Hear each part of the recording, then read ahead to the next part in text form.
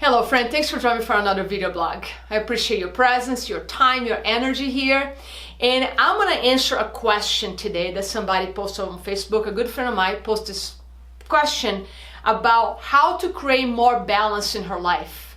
Balance between personal life, work, childcare, mom care. She takes care of somebody in her family as well. She lives with her mom, and I know a lot of women will relate to this story where you juggling between work, self-care, taking care of a family, an elder in your family, taking care of the child, meeting school obligations for the child. So a lot of you women are on those shoes. So I think in this video, I love that she asked the question. So thank you, Melissa, for posting the question there.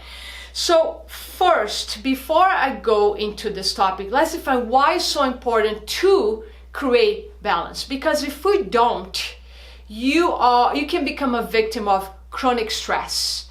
Chronic stress that can become like compassion fatigue, because you're just helping everybody all the time, saying yes to everybody without proper self-care, proper rest. That chronic stress can lead to a lot of health conditions like adrenal fatigue or hormonal imbalance, headaches, back pain, neck pain. So if you don't address the balance or the very needed balance in your life, your health, your mental health, your physical health will start suffering. And then you can be in a place that you be able to serve from your highest. So it's super important to address balance in your life. It's a big subject. But before I dive in, I want to define balance here, because balance is a word that a lot of people will run away from because they say there's no such a thing like balance. Life is going to always be out of balance. And there is some truth to that, and there's not truth in that at the same time. Let me explain. I think a lot of people believe that balance, it's about 50-50, splitting equal times on areas in your life, at work, family, self-care, and that is not balance at all. If we define balance from that place, then we can truly say there's no such a thing like balance. So let me give you a new definition of balance. Balance, I define as three core elements. Number one, what defines balance, it's your balance between stress and recovery. So if life has a lot of demands right now, work, family, even your own health, right? Your self-care, you need to make sure all the effort that you're putting out, all the energy that you're putting out, it's balanced with energy that's coming in. So the more demand your life has, the more disciplined you need to become about creating time for rest and recovery. Because it's only when stress gets too high and you're not resting and recovering enough that you become internally out of balance, mentally, emotionally, physically, even spiritually. So you need to make sure your amount of stress and recovery and rest are kind of in the same level. Okay, that's number one, to really have a healthy relationship with stress. And this topic today could be a 2-day workshop, because just stress has many layers. So you need to make sure you have a very good relationship with stress. In other words, you have stressors, but you don't become stressed out. And the thing about not having enough rest and recovery in your life is that you just become less tolerant to stress. So little things start to become big things. So if that's something you face in your life, I definitely recommend that you learn more about stress management, and you can definitely make an appointment, talk to me about that. Second core element of balance, it's present. Be present at every moment. That means a lot of people are feeling out of balance because they are at work, feeling guilty, feeling bad because they want to be at home with the kid. Then if they're home with the kid, they feel bad and guilty because they think they should be working instead. If they have a vacation, they're on the beach, they think they should be at work. If they work, they think they should be on a beach vacation. You get my point. This feeling of constantly wishing that we were somewhere else doing something creates a deep internal conflict. and that puts us out of balance. Being here wishing you or somebody else takes you away from the present moment, and that will always give you the feeling of being out of balance. So having a practice, a meditation, a mindfulness practice that will help you. Breathing is a great practice as well.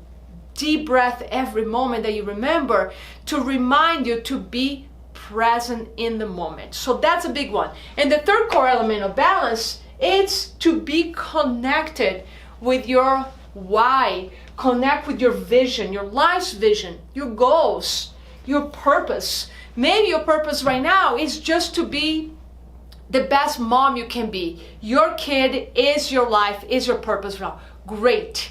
Even from that place, you have to think about always taking care of yourself first, putting the oxygen masks so you can be the best role model for your child. So your child is copying your styles of taking care of yourself first, and then you can be there for your child. I know for moms that's not always possible, but you get my point.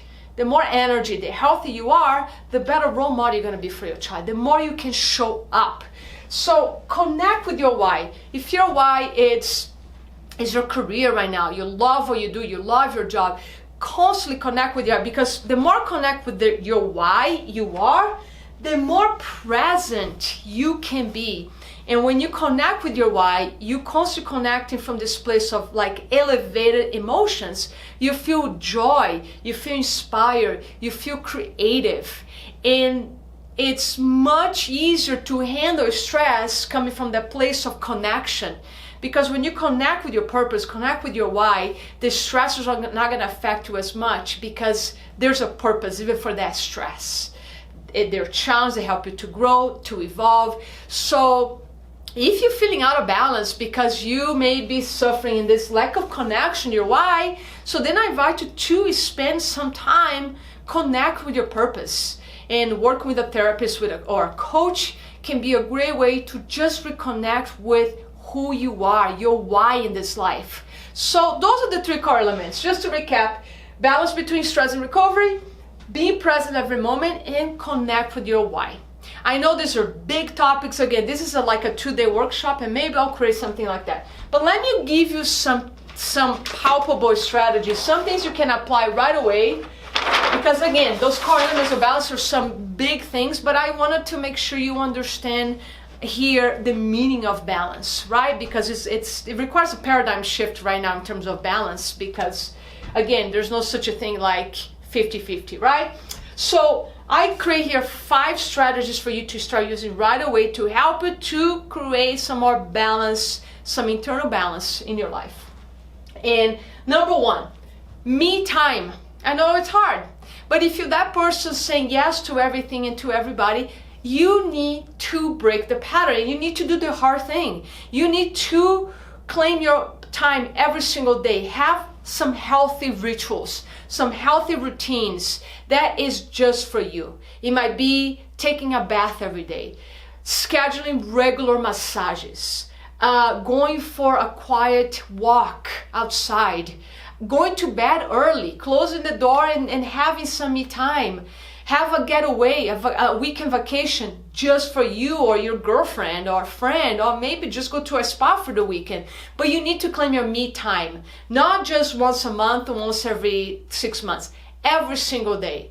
Claim a time of the day that is yours, so you can start saying yes to you, so you can start cultivating some more energy to your body, so you create some balance.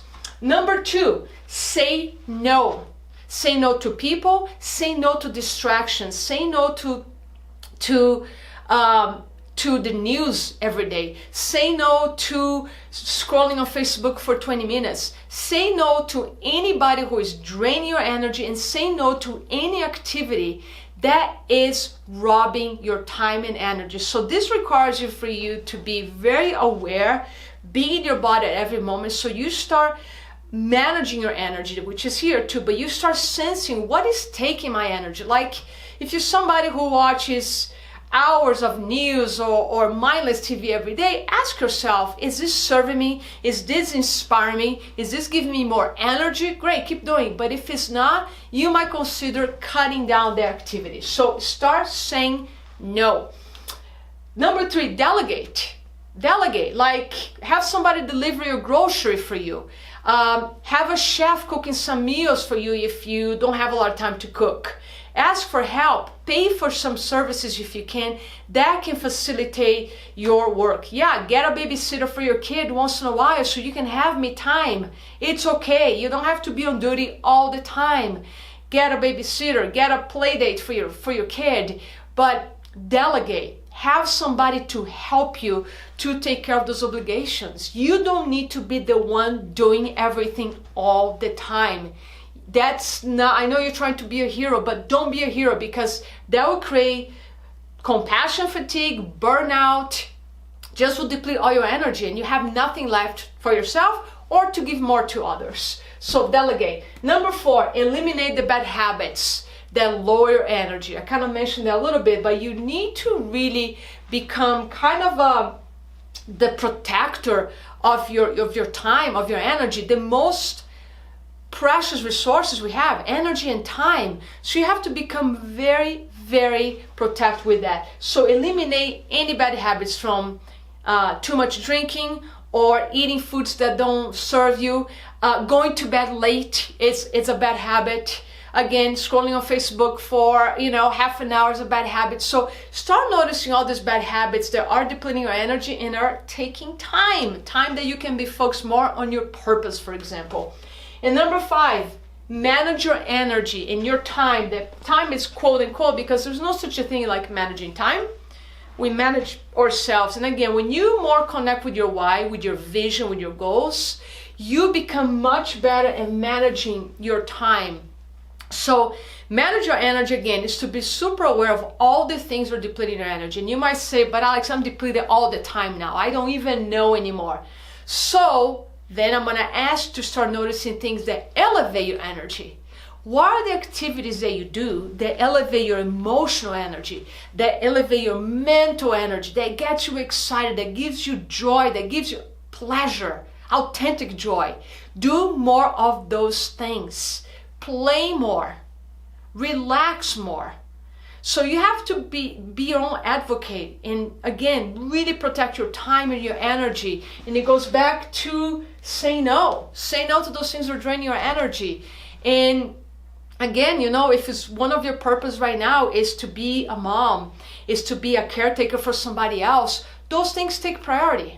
So you need to put in your day what are your priorities every day, and say no to those things that are not in alignment with your priorities. Say no to those things that are not in alignment with your life's vision and your goals. So you just need to be more mindful, more aware of those things, and do kind of a little life assessment right now based on those 3 core elements that I mentioned. These 3 core elements. Make a little life assessment. Grab your journal and start assessing the areas that you leaking energy and you wasting time.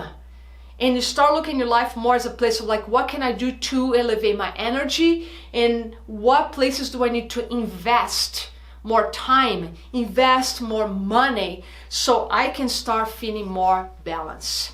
So I hope this helps you. For all the moms, the wives, the women out there that are trying to do everything, I hope these tips help you. Put more questions. I know this is a big subject, but this is a good start for you to become aware.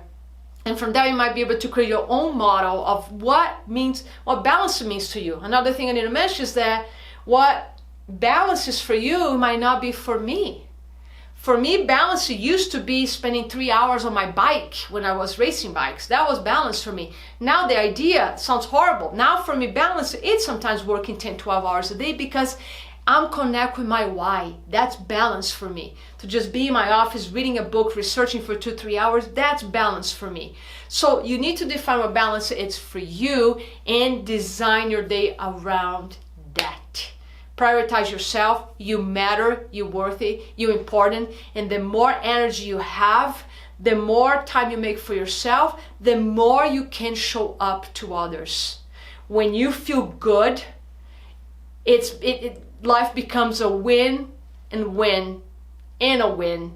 Like this great coach Kyle says, win, win, win means when you do something good for yourself, all those around you, like your family, will benefit. And from that, or planet benefits. So for me, it's like self-care is not a luxury, it's kind of a responsibility so we can show up at our best. So I hope this helps you. Share this video on your social media if you think more women can benefit from this work, and keep asking me questions so I can make sure to share content that impacts your life. If you want to learn more about creating balance in your life, you might schedule a free strategy session with me, and we can discuss how you can create more balance in your life. It's a free session. Just message me and I'll be in touch with you. Thank you so much, and I hope you have a great day.